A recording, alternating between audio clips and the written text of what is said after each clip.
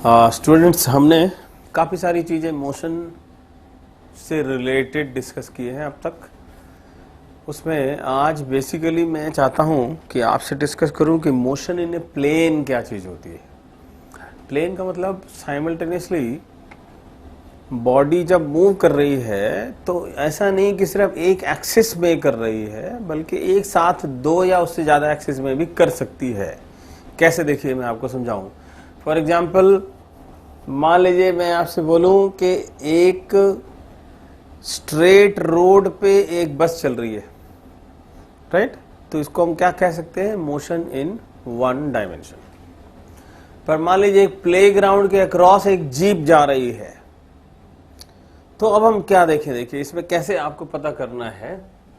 For example, अगर आप बोलें मोशन इन वन डायमेंशन की बात करें तो हम कहते हैं कि मान लीजिए ये एक्स एक्सिस है और सपोज कोई कार इस तरह से जा रही है। This is A car going, this is motion in one dimension. In A given time it is moving in particular one direction along one axis. Now अगर मैं कहूं मोशन इन टू डायमेंशन, अब इसको कैसे बोलें? देखिए फॉर एग्जाम्पल, मान लीजिए कि ये कोई ग्राउंड है। Let us say this is a ground, say this is a ground. Let us say that this is X axis and let us say that this is Y axis. और ऐसे समझें कि मान लीजिए एक कार इस तरह से जा रही है। Let us say a car is going now like this, this is the direction of motion.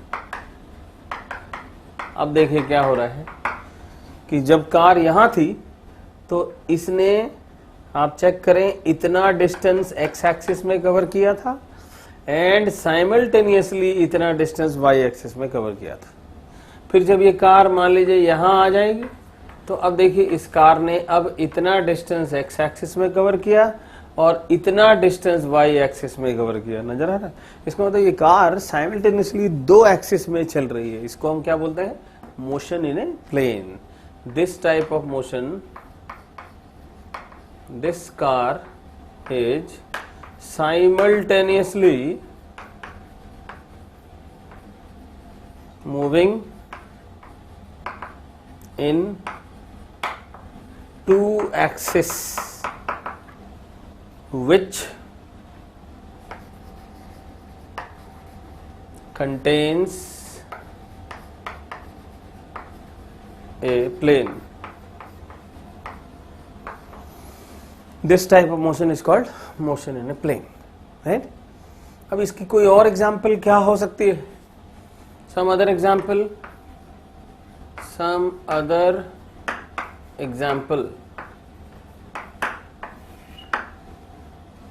Consider मैं आपसे बोलूं motion in a circular path. मान लीजिए मैं इसकी बात करता हूं, motion in a circular path. मतलब मान लीजिए ये एक सर्कुलर पाथ है। Let us say this be a circular arc road और एक कार इस तरह से चल रही है। Let us say a car is going like this, a car is going like this. अब आप देखें, इसमें भी आप अगर डिफाइन करना चाहें तो this is X axis, this is Y axis. That means circular motion, motion in a circular path is an example of motion in two dimension. जैसे कि आप मान लीजिए, suppose you are running on a train. A train is going and you are running on the train in a zigzag form. इधर उधर भाग रहे हैं। तो इसका मतलब कैसा है कि आप ट्रेन के प्लेन पे चल रहे हैं ना। This type of motion may be also called as a motion in a plane. Okay? तो मोशन इन ए प्लेन से रिलेटेड दो बातें आपको याद रखनी है कि बॉडी साइमल्टेनियसली दो एक्सिस में मूव करती है जिसका एक प्लेन बनेगा। इस तरह की मोशन को मोशन इन प्लेन कह सकते हैं। और सर्कुलर मोशन में भी an example of motion in a plane. तो circular motion is a very important part in your all type of entrance exam. हम इससे रिलेटेड कुछ इंट्रोडक्टरी बात पहले करते हैं कि सर्कुलर मोशन में क्या क्या चीजें होती है, किसको सर्कुलर मोशन हम कहते हैं, राइट? देखिए To speak about circular motion, I will say if a body is moving in a circular path, maintaining a fixed distance from the center of that path, then the motion of the body may be called as a circular motion.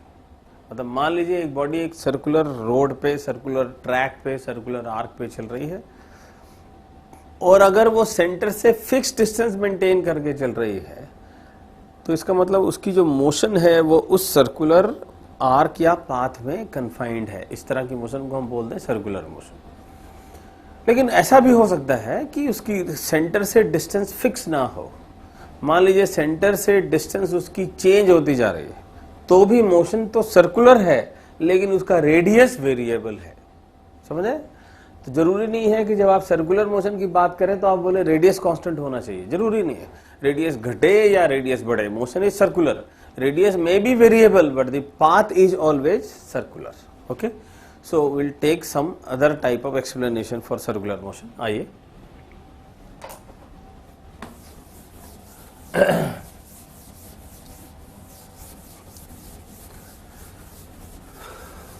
इसमें देखिए, basically explanation of circular motion, अगर हम इसकी बात करें, explanation of circular motion, इसमें आप ऐसे एज्यूम करें कि मान लीजिए ये एक सर्कुलर आर्क है हमारी, let us say this be a circular path, this be a circular path, and consider that this is the center, O is the center. Okay, path is circular, the radius of this path is, let us say, r. Consider at any time a body is here, let us say a body is here at t is equal to t. Okay, कहां पर थी body? मान लीजिए body ए पर थी।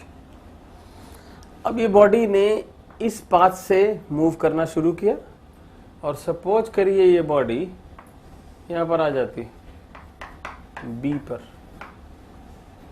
ठीक है। जब बॉडी ए से बी पे आई, आप चेक करें कि बॉडी ने इतना एंगल बनाया, दिख रहा है ना, this is the angle made. अगर ये टाइम को मैं बोलूं t is equal to T plus delta T, तो इसका मतलब time taken from A to B कितना हो गया? t plus delta T minus T. इसका मतलब क्या हुआ? Time taken from A to B will be equal to t plus minus delta t and minus t। मतलब b का time minus a का टाइम। 10:05 में यहां थी, 10 बजे यहां थी, तो टाइम कितना लगा? 10:05 माइनस 10। ठीक है, तो अब आप इसको अगर कैंसिल कर दें तो ये कितना आ गया आपका? Delta T. This is time from A to B. Let me write it T A to B, this is T A to B. अब बॉडी ने जब ए टू बी मूव किया तो उसने देखिए ये वाला एंगल डिराइव किया, this is the angle described by the body while moving from A to B. तो इस एंगल को मान लीजिए आप कह दीजिए, कुछ भी कह दीजिए, let us say that this angle is delta theta. इस डेल्टा थीटा को हम बोलेंगे small angular displacement while the body has moved from A to B. ठीक है, तो ये जो डेल्टा थीटा है इसको बोलिए small angular displacement from A to B. Okay, अब देखिए जनरली वेलोसिटी को आप कैसे डिफाइन करते थे? वेलोसिटी को बोलते थे डिस्प्लेसमेंट डिवाइडेड बाय टाइम। तो अगर सर्कुलर मोशन में कोई बॉडी है तो सर्कुलर मोशन की भी तो कोई वेलोसिटी होनी चाहिए। उस वेलोसिटी का नाम हम बोलेंगे एंगुलर वेलोसिटी। ठीक है, तो एक नया टर्म हम इंट्रोड्यूस कर रहे हैं, angular velocity in circular path.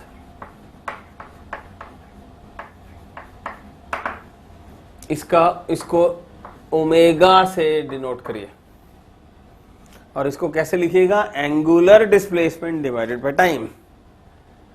तो this is angular displacement divided by time and please check this omega is equal to angular displacement is delta theta.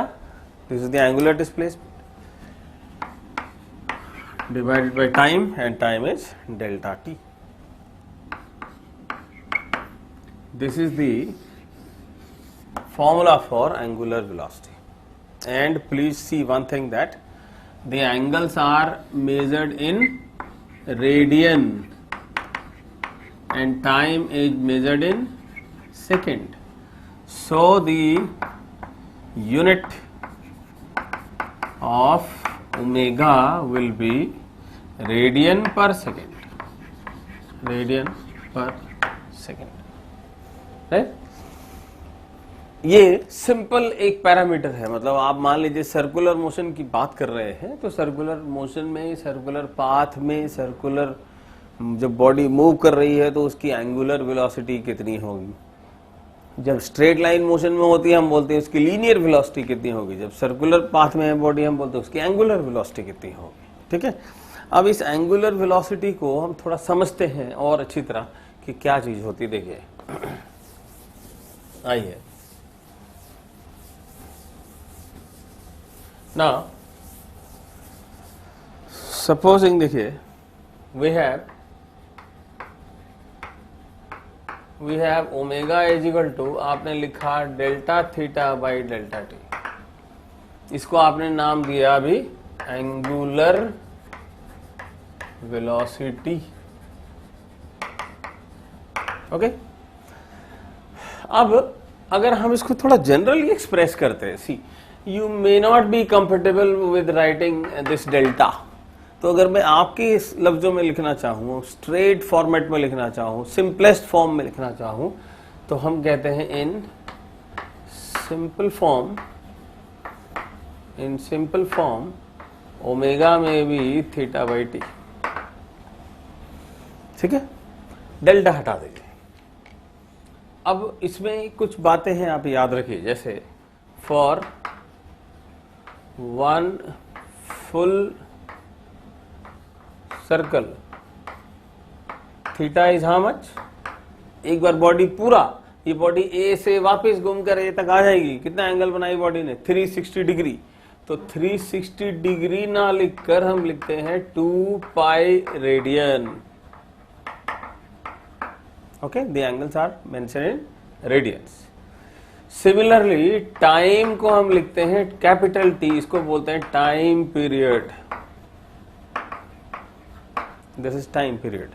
तो अगर हम इसका यूज करें तो इस ओमेगा को क्या लिखें बच्चे, इस ओमेगा को थीटा के बदले में क्या लिखिए 2 पाई, और टाइम के बदले में क्या लिखिए time period. 2 pi divided by T is also a formula for omega, but this is for full circle. याद रहेगा, फॉर फुल सर्कल। अच्छा, अब इसमें कुछ चीजें और भी हैं।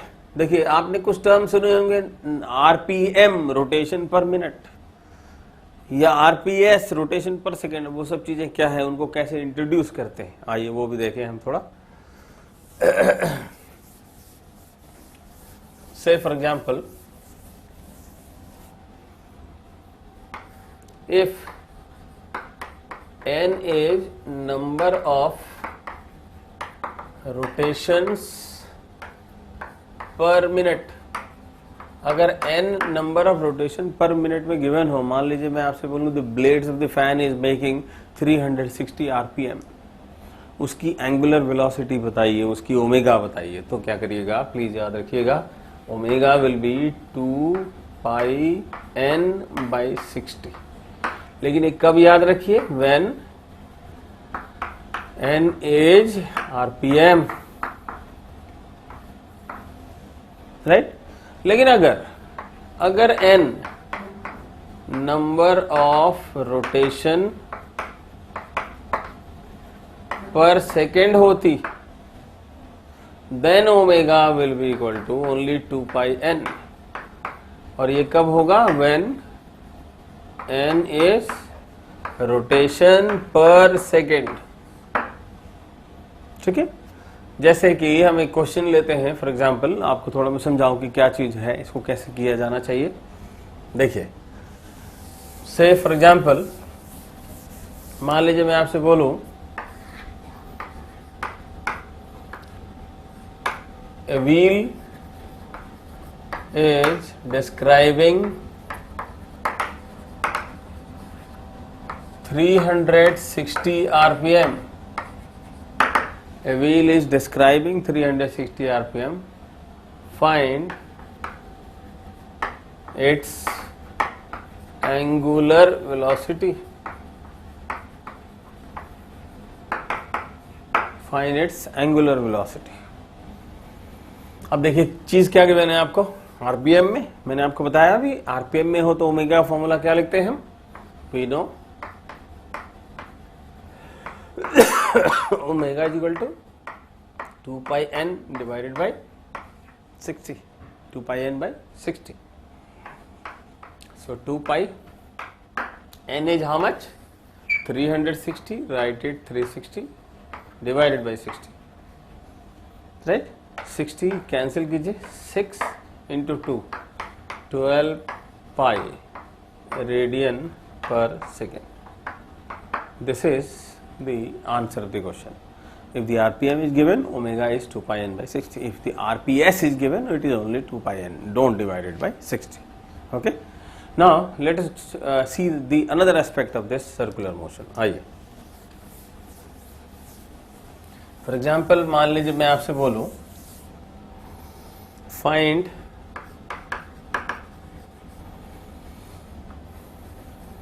Angular velocity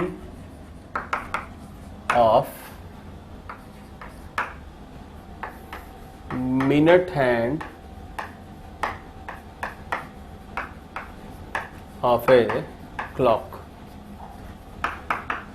Find the angular velocity of minute hand of a clock. मान लीजिए ऐसा कोई क्वेश्चन हो, एक क्लॉक की जो मिनट हैंड है उसकी एंगुलर वेलोसिटी क्या होगी। हम क्या जानते हैं, देखिए हम जानते हैं omega is equal to in general what, θ/t। ठीक है, फॉर फुल सर्कल, जब आप एक फुल सर्कल की बात करेंगे तो ओमेगा कितना हो गया, 2π/t। ठीक है, तो दिस इज 2π। अब आप सोचे मिनट हैंड, ये मिनट हैंड को कितना टाइम लगता है एक बार पूरा एक राउंड घूमने में। आपकी घड़ी की जो मिनट हैंड होती है, एक तो छोटी वाली हैंड जिसको आवर हैंड बोलते हैं, एक बड़ी हैंड जिसको मिनट हैंड बोलते हैं। तो एक मिनट हैंड एक पूरा सर्कल घूमने में कितनी देर लगाती है, it takes how much, it takes 1 hour, right. So for this T will write 1 hour. 1 hour को 60 से मल्टीप्लाई कीजिए, मिनट हो गई, मिनट को फिर 60 से मल्टीप्लाई कीजिए, सेकेंड हो गई। और इसकी यूनिट क्या लिखेंगे आप, एंगल के लिए तो आप लिख दीजिए रेडियन, और ये वाली चीज आपकी क्या हो गई, सेकेंड। तो ये कितनी हो गई, this is equal to therefore π/1800। 2 को इससे काट लीजिए, this is 30, so 30 into this is 1800 radian per second. This is angular velocity of minute hand of a clock. Okay, आइए अब इसमें हम देखते हैं कि सर्कुलर मोशन के टाइप्स भी क्या कुछ होते हैं। क्या ऐसा कुछ भी होता है कि सर्कुलर मोशन को अलग अलग टाइप में डिस्क्राइब किया जा सकता है। Will see that. आइए देखिए,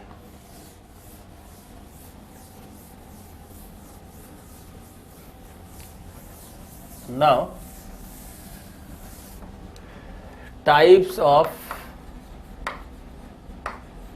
circular motion. अगर हम सर्कुलर मोशन की टाइप की बात करें, टाइप्स ऑफ सर्कुलर मोशन को हम बेसिकली दो पैरामीटर में डिवाइड कर सकेंगे। एक होगा यूनिफॉर्म सर्कुलर मोशन और एक दूसरा होगा non uniform circular motion, right. तो इसको दो टाइप में बेसिकली डिवाइड कर सकते हैं हम। One type is uniform circular motion,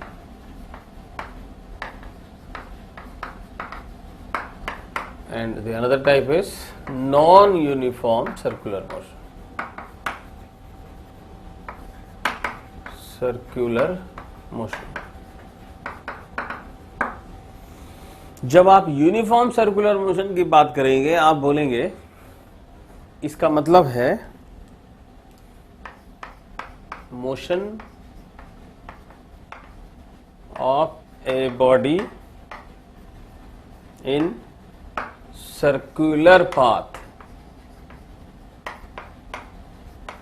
with constant speed. This is uniform circular motion, ठीक है। नॉन यूनिफॉर्म सर्कुलर मोशन की जब आप बात करेंगे, आप बोलेंगे motion in a circular path with variable speed. Motion in a circular path with variable speed. This is non-uniform circular motion. अब देखिए यूनिफॉर्म सर्कुलर मोशन और नॉन यूनिफॉर्म सर्कुलर मोशन में भी कुछ चीजें क्या क्या हो सकती है, आप थोड़ा गौर से सुनिएगा please. If speed v is constant, अगर स्पीड v कांस्टेंट है तो इसका मतलब बच्चे मैंने आपको बताया था a क्या लिखते थे आप, dv/dt लिखते थे ना, rate of change of velocity is acceleration. और मैं आपसे कह रहा हूं v कांस्टेंट है, तो अगर v कांस्टेंट है तो एक कांस्टेंट का डिफरेंशिएशन कितना हो गया, 0। तो as v is constant this implies a will be equal to 0। अब इसका क्या मतलब देखिए, मैं आपको समझाऊं कि मान लीजिए ये एक बॉडी को आपने, this is a body and let us say that this is a thread, आपने इसको ऐसे होल्ड किया हुआ है, मतलब एक बॉडी को, एक पत्थर को आपने एक रस्सी से बांध के ऐसे गोल घुमाने की कोशिश की, राइट। तो सपोज करिए आप इसको ऐसे घुमा रहे हैं, you are rotating it like this.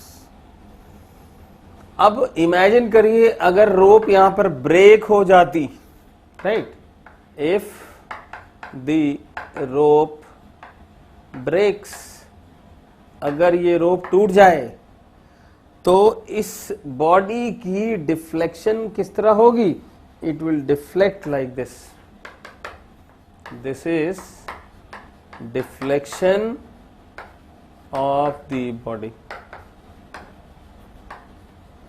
मतलब अगर रस्सी टूट गई तो ये बॉडी इस तरह से डिफ्लेक्ट होकर आ जाएगी। तो याद रखिए प्लीज, ये जो चीज है ये क्या है, इस सर्कुलर आर्क का टेंजेंट है। तो इस तरफ वाली डायरेक्शन को आप क्या नाम दें, tangential direction, this is the tangential direction. और इस बॉडी की जिधर के तरफ डिफ्लेक्शन होगी उधर के तरफ वाली एक्सेलरेशन को बोलेंगे टेंजेंशियल एक्सेलरेशन, राइट। तो इधर के तरफ वाली एक्सेलरेशन को हम लोग बोलेंगे AT, which is tangential acceleration. याद रखिए please, I deliberately have done this figure because आपको लग रहा है कि हम इस फॉर्मेट में क्यों लिख रहे हैं, पर मैं आपको दिखाना चाहता हूं कि अगर रोप यहाँ पर टूट जाती तो टेंजेंशियल डायरेक्शन में ये बॉडी डिफ्लेक्ट होकर जाती। कभी भी आप एक पत्थर को रस्सी बांध के घुमाएं और थोड़ा तेज घुमाएंगे, आप देखेंगे कि जब रस्सी टूटेगी जहां टूटेगी वहीं से टेंजेंट बना के वो पत्थर आगे की तरफ चली जाएगी, राइट। तो ये उसकी टेंजेंशियल डायरेक्शन वाली एक्सीलरेशन हो जाएगी। और जिसको मैं A0 बोल रहा हूं ना बच्चे, ये ही टेंजेंशियल एक्सीलरेशन है। AT is 0, that is tangential acceleration is 0 when V is constant in a uniform circular motion। जब भी आप यूनिफॉर्म सर्कुलर मोशन की बात करेंगे tangential acceleration will be equal to 0, ठीक है। तो हम ये देखना चाहते हैं कि सर्कुलर मोशन में जिसको आप टेंजेंशियल एक्सीलरेशन कह रहे हैं, सर्कुलर मोशन के अंदर जिसको टेंजेंशियल एक्सीलरेशन कह रहे हैं, वो किधर होती है, कैसे याद रखिए, वो होती है tangent to the circular path. This is the circular path, ये सर्कुलर पाथ थी ना आपकी, इसकी टेंजेंट डायरेक्शन में जो एक्सीलरेशन होगी वो टेंजेंशियल होगी। और अगर यूनिफॉर्म सर्कुलर मोशन है तो भी कांस्टेंट हुआ, और अगर भी कांस्टेंट हुआ तो टेंजेंशियल डायरेक्शन वाली एक्सीलरेशन 0 हो जाएगी, ठीक है। अब इसमें एक चीज आप गौर से देखते हैं कि फिर हम नॉन यूनिफॉर्म सर्कुलर मोशन किसको कहते हैं, राइट। आइए वो भी देखते हैं। अगर हमने यूनिफॉर्म सर्कुलर मोशन की बात की है तो हमने क्या देखा है, हमने ये देखा है कि बॉडी का स्पीड कांस्टेंट होना चाहिए, और क्योंकि स्पीड कांस्टेंट होगा इसलिए आप कह देते हैं कि उसकी टेंजेंशियल एक्सीलरेशन जो है वो 0 है, राइट। तो अगर मैं थोड़ा सा हट के बात करूं, मैं बोलूं नॉन यूनिफॉर्म सर्कुलर मोशन, फिर क्या चीज है नॉन यूनिफॉर्म सर्कुलर मोशन। अब देखिए, let a body is moving in circular path with increasing speed. Now a body, consider that a body is moving in a circular path with increasing speed. तो बताइए इसकी path किस तरह की होगी।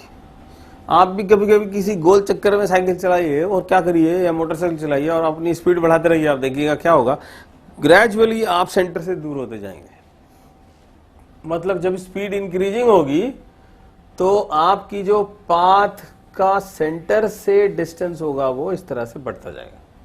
Centre ये थी, आप चेक करिए, इनिशियली रेडियस ये थी, अब आपने थोड़ी स्पीड बढ़ा दी, अब ये रेडियस चेंज हो गई, ठीक है। ये R1 थी मान लीजिए, ये R2 है मान लीजिए, और आपको दिखना चाहिए R2 is greater than R1। ऐसा इसलिए कि आपने स्पीड बढ़ा ली, राइट। तो अगर आप स्पीड घटा लेते तो क्या होता, if body is moving in circular path with decreasing speed, मान लीजिए डिक्रीजिंग स्पीड होती बॉडी की, डिक्रीजिंग स्पीड होती मतलब आपकी डिस्टेंस सेंटर से कम होती जाती, समथिंग लाइक दिस, समझ रहे हैं, this way, this is the way, just check it, your radius is, this was your R1, ये आपकी R1 थी, और ये आपकी R2 है, आप चेक करिए, और ये आपकी R3 है, आप चेक करिए, यहां दिख रहा है R3 is less than R2 and R2 is less than R1। क्यों ऐसा हो रहा है, क्योंकि आप कह रहे हो स्पीड घटा रहे हो, यानी कि इस केस में तो आपकी एक्सीलरेशन थी, यहां स्पीड बढ़ा रहे थे ना आप, तो यहां पर A tangential is not equal to 0 but it is positive. Positive का मतलब क्योंकि आप स्पीड बढ़ाते जा रहे हैं ना, तो फिर एक्सेलरेशन आएगी, राइट। और यहां पर आप क्या करते जा रहे हैं, स्पीड घटाते जा रहे हैं। Here A tangential is also not equal to 0, but it is negative, right, क्योंकि आप यहां रिटार्ड कर रहे हैं, डिक्रीजिंग स्पीड है, इसलिए रिटार्डेशन। इस तरह की मोशन को हम लोग बोलते हैं non uniform circular motion. Okay, अब हम कुछ और फॉर्मेट में थोड़ी सी बात और कर लेते हैं, मैं आपको समझाऊं कि किस तरह की चीजें और एनकाउंटर करते हैं हम मोशन को डिस्कस करने के लिए। आइए, से फॉर एग्जांपल देखिए, कुछ रिलेटिव टर्म्स हैं सर्कुलर मोशन को डिस्कस करने के लिए, मैं थोड़ा सा आपसे जिक्र कर दूं। एक टर्म है जिसको हम लोग बोलते हैं बेटे friction.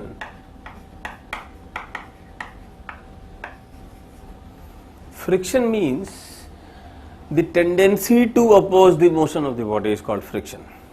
This is the tendency to oppose motion और रिलेटिव मोशन।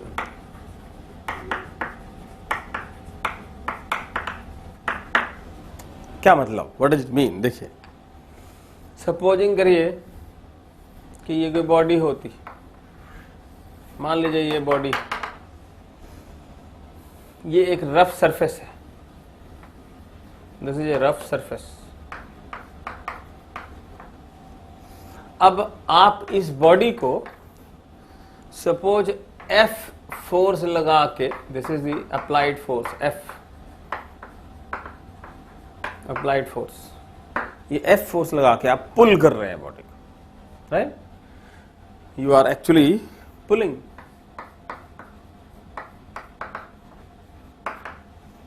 अब देखिए, जो ग्राउंड रफ है वो क्या करेगा, अगर ग्राउंड स्मूथ होता आपकी पुलिंग इजी हो जाती, अगर ग्राउंड रफ है तो ग्राउंड भी तो क्या करेगा, आपको अपोज करेगा, आपको रोकने की कोशिश करेगा, आपको ज्यादा पावर लगानी पड़ेगी। इस अपोजिशन को हम क्या कह रहे हैं, फ्रिक्शन, राइट। तो जो ग्राउंड की फ्रिक्शन होगी वो इधर के तरफ लगेगी, this is friction force offered by contact surface.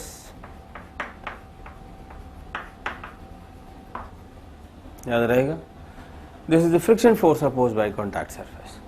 तो आप ऐसे याद रखिए कि बॉडी जब ग्राउंड पे रखी है, इस बॉडी का वेट कहां है बच्चे, यहां पर होगा, this is the weight of the body, और वेट को हम कितना लिखते हैं, m into g, that is mass into acceleration due to gravity, due to gravity is equal to weight, right, this is the weight। अच्छा, अगर body की wait नीचे की तरफ लग रही है तो फिर तो बॉडी को जमीन में घुस जाना चाहिए था, नहीं? If the weight is acting towards downward, suppose ये ग्राउंड है, मान लीजिए ये ग्राउंड है, ये मेरा हाथ को ग्राउंड मानिए, और ये एक बॉडी है, तो अगर इसकी वेट नीचे की तरफ लग रही है तब तो ये बॉडी को जमीन के अंदर घुस जाना चाहिए था, ग्राउंड पे जाना चाहिए था, लेकिन ऐसा होता नहीं। क्यों नहीं होता है? क्योंकि ग्राउंड भी तो फिर उल्टे डायरेक्शन में कोई फोर्स लगाती होगी। ये जो उल्टे डायरेक्शन में ग्राउंड फोर्स लगा रही है ना हमारी, इसको हम लोग बोलते हैं बच्चे normal reaction. This is called normal reaction, right. और ऐसे याद रखिएगा प्लीज आप कि जिसको आप फ्रिक्शन फोर्स बोल रहे हैं ना, ये friction force, this friction force will be directly proportional to normal reaction. Friction force will be directly proportional to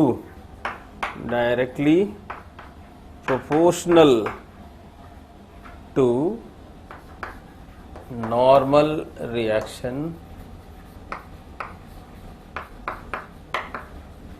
offered by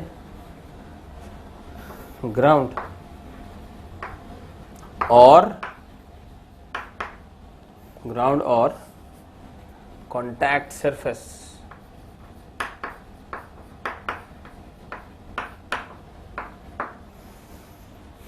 Okay, force of friction will be directly proportional to normal reaction. तो अगर मैं proportional sign को हटा लूं तो क्या करूं, एक कांस्टेंट ऑफ प्रोपोर्शनलिटी लगाऊं. तो remember that for all future calculation के लिए याद रखिए F is equal to mu into N, और इस म्यू को बच्चे बोलते हैं कोफिशिएंट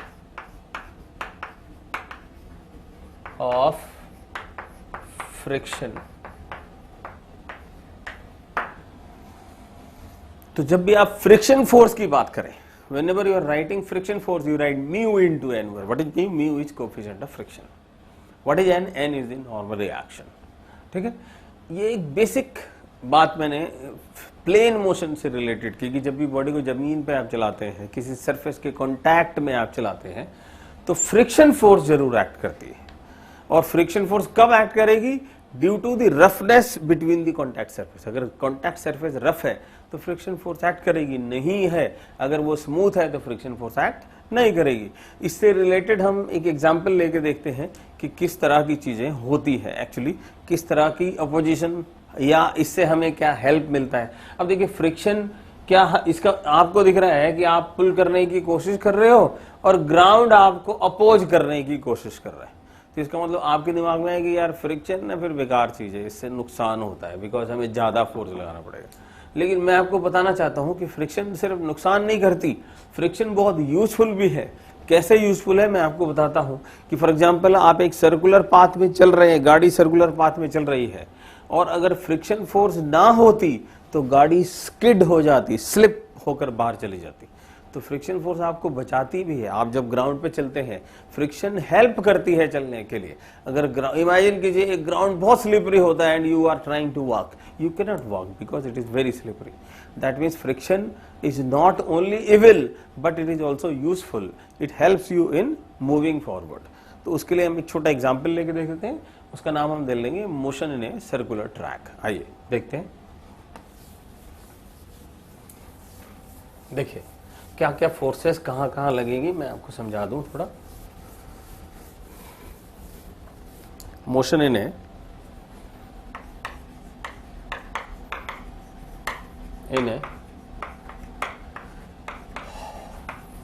सर्कुलर ट्रैक.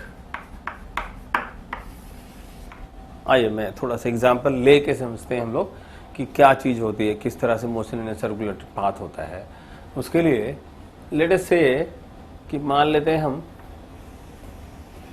कि ये एक सर्कुलर ट्रैक है. मान लीजिए let us say this be a circular track. Let us say that this be a circular track. Okay, this be a circular track. Let us say this be the road. देखिए इसको आप road मानिए, this is road. Road. Imagine that this is your car. Let us say this is a car. Imagine करिए कि car इधर की तरफ जा रही है. मोशन. अब आप देखिए क्या क्या चीजें होती. आप थोड़ा ध्यान से समझिएगा प्लीज कि जब कार मोशन में है, कार सर्कुलर पाथ में जा रही है, कार की वेट कहां लग रही है बच्चे? जमीन की तरफ, right? The weight of the car is acting vertically downward, so this is the weight acting. W weight को W बोल दीजिए, W is equal to M into g. अच्छा, ये जो सेट ऑफ व्हील्स हैं हमारे, ये जो व्हील्स हैं, इन दोनों व्हील ग्राउंड, इन दोनों व्हील को तो नॉर्मल रिएक्शन देगा ना, नहीं तो व्हील जमीन के अंदर चले जाते. तो ग्राउंड ने दोनों को नॉर्मल रिएक्शन दिया इस तरह. इसको दिया N1 मान लीजिए और इसको दिया N2 मान लीजिए. Here N1 N2 are normal reactions. This is normal reactions, right. अब आप ठीक से देखें, this is acting vertically upward and this is acting vertically downward. तो फॉर वर्टिकल इक्विलिब्रियम मतलब बॉडी ना ऊपर जा रही है ना अंदर जा रही है, तो इसका मतलब N1 प्लस N2 की वैल्यू टोटल कितनी होगी, वेट ऑफ द बॉडी के बराबर। तो हम बोलेंगे ड्यू टू वर्टिकल इक्विलिब्रियम के वजह से हम बोलेंगे N1 plus N2 must be equal to weight of the body. ये आपका पहला इक्वेशन आ गया, ओके। अच्छा, और चीज देखिए, इमेजिन कीजिए आप कार के अंदर है, let us say you are inside the car. तो जब कार ऐसे सर्कुलर पाथ में चलती और इमेजिन कीजिए रोड स्लिपरी होती, अगर रोड स्लिपरी होती तो आपकी कार किस डायरेक्शन में स्लिप करती। देखिए, your car is going like this and if the road is slippery the car may skid like this, this is the skidding direction, बाहर के तरफ स्किड हो जाएगी ये, this is the skidding direction. Please check, whenever a car is going like this, let us say a car is going like this and the ground is slippery, then it may skid away like this। यानी कि एक force है जो आपको बाहर की तरफ खींचती है, बाहर की तरफ ले जाने की कोशिश करती है। अगर ये रोड स्लिपरी होती तो ये स्किड होता, तो अगर ये स्लिपरी नहीं है इसका मतलब रफनेस है इसमें, और अगर रफनेस है तो इसका मतलब फ्रिक्शन एक्ट करेगी।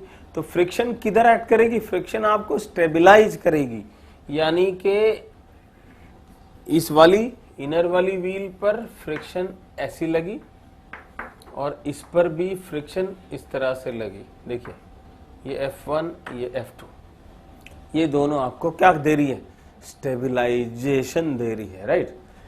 Here F1 F2 are friction force giving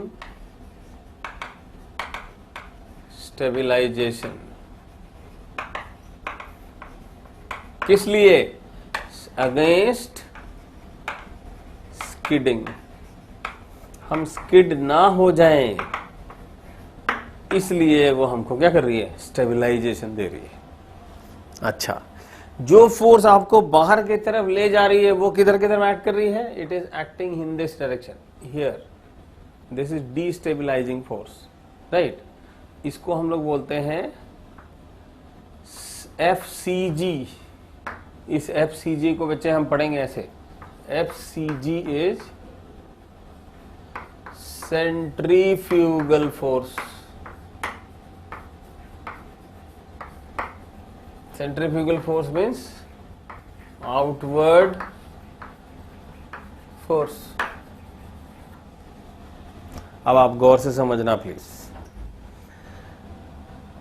इस पूरे मोशन में आप गौर से देखिए, ये तो इसकी वर्टिकल इक्विलिब्रियम है, लेकिन जब आप हॉरिजॉन्टल इक्विलिब्रियम की बात करेंगे तो इधर वाली फ्रिक्शन ये वाली डीस्टेबिलाइजिंग फोर्स से ज्यादा होनी चाहिए। इमेजिन कीजिए अगर ये ज्यादा हो गया तो आप स्किड हो जाएंगे, अगर ये ज्यादा रहा तो आप स्किड नहीं होंगे, राइट।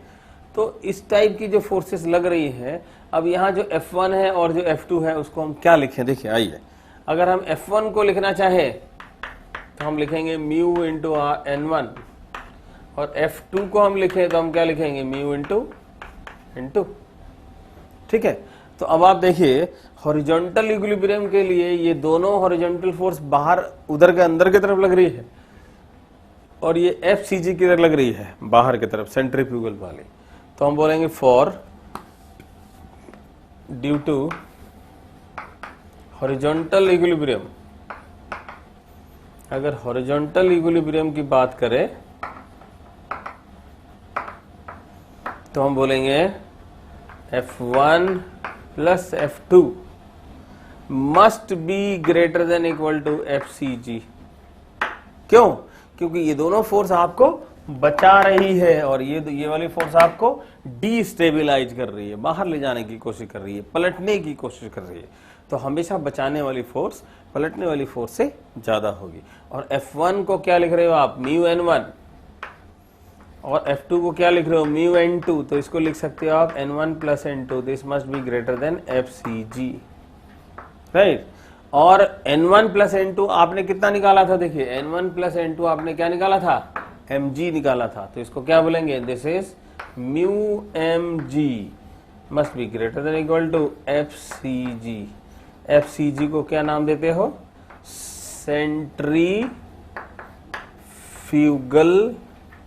फोर्स, या इसको नाम दीजिए डीस्टेबिलाइजिंग फोर्स, डीस्टेबिलाइजिंग फोर्स।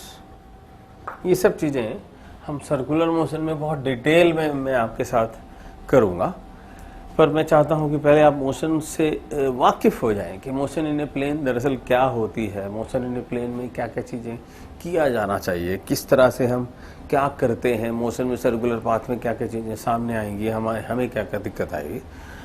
ज्यादा माइंड को स्ट्रेस करने की जरूरत नहीं है, क्योंकि you are in very basic level, तो हम आपको सिर्फ इंट्रोड्यूस करके दिखा रहे हैं कि चीजें क्या क्या चीजें होती है। नो डाउट जब आप 11th क्लास में आएंगे ना, सर्कुलर मोशन एक एज ए होल एक चैप्टर पढ़ेंगे हम, तो उसमें बहुत सारी वैरायटीज में हम पढ़ेंगे, बैंकिंग क्या होती है, साइक्लिस्ट की बेंडिंग क्या होती है, ये सब चीजें हम, ओवर टर्निंग क्या होती है, तो ये सब चीजें हम बहुत एलाबोरेट फॉर्म में पढ़ेंगे, लेकिन आपके लेवल में जब हम थोड़ा सा ऊपर उठा लें आपको तब, right. Thank you so much.